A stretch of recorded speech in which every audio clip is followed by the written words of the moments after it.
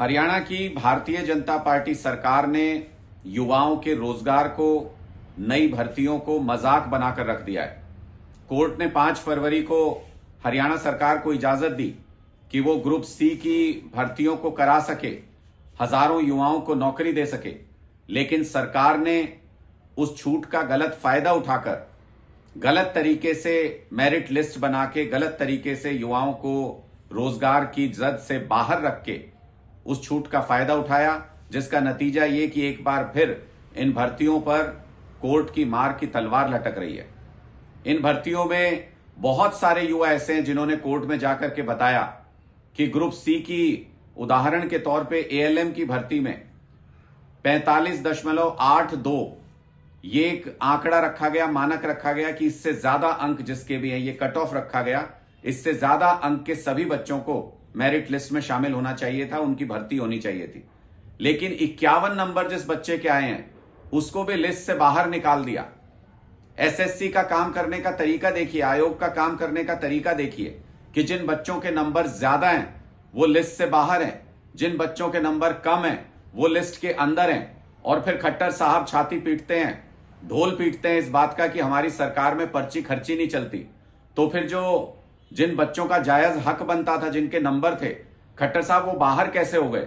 और जिन बच्चों के कम नंबर थे, खट्टर साहब वो अंदर कैसे हो गए?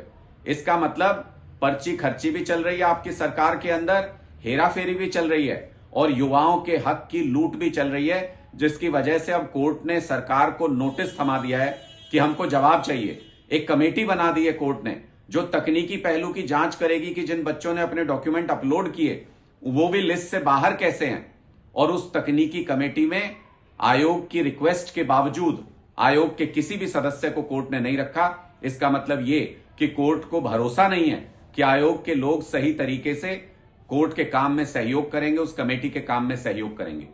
एक भी भर्ती, सीईटी का एग्जाम होने के बाद से एक भी भर्ती सही तरीके से खट्टर सरकार नहीं करा पाई है। हजारों लाखों युवाओं का भविष्य अधर में लटका हुआ है।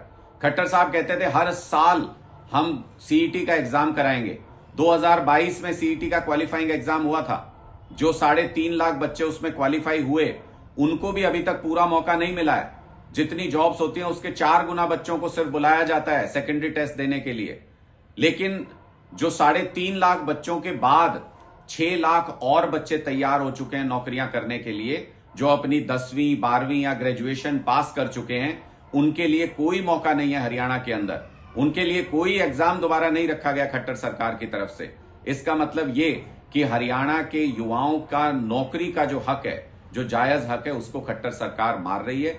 इनके बस की बात नहीं है नौकरी देना युवाओं को। ये बार बार ऐसी गलतियां जानबूझ करके ऐसी खामियां छोड़ते हैं कि भर्तियां कोर्ट में लटक जाती हैं। जब पेपर कराते हैं तो पेपर लीक हो जाते हैं। 40 से ज्यादा पेपर लीक इस सरकार में हो चुके हैं। कई बार ये लोग एडवर्टीजमेंट वापस ले चुके हैं और जानबूझ करके इस तरीके के काम करते हैं जिससे भर्तियां कोर्ट के अंदर लटक जाएं और इनको सरकारी नौकरी युवाओं को देनी नहीं पड़े।